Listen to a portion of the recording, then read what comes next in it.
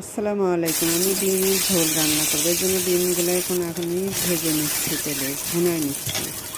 ভুনা আমার হয়ে গেছে, এখন আমি এটা উঠাই নিচ্ছি। ডিমগুলো উঠাই নেব, নিয়ে এরপরে আমি এখানে তেলে পেঁয়াজ দিব।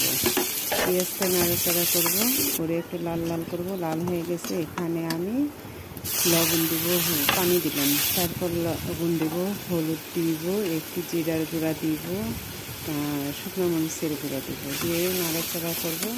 করার পরে এখানে যখন আমার হয়ে গেছে মশলাটা ভুনা, তখন আমি এখানে একটু পানি দিব সামান্য, দিয়ে আবার নাড়াচাড়া করবো। করার পরে আমি এখানে ঝোল রাখার জন্য পানি দিলাম।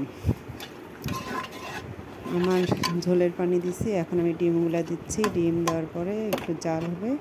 ডিমটা আমার হয়ে গেছে। আমার রেসিপিটা কেমন লাগলো, যদি ভালো লেগে থাকে তাহলে আমাকে সাবস্ক্রাইব করেন, আমার পাশে থাকেন।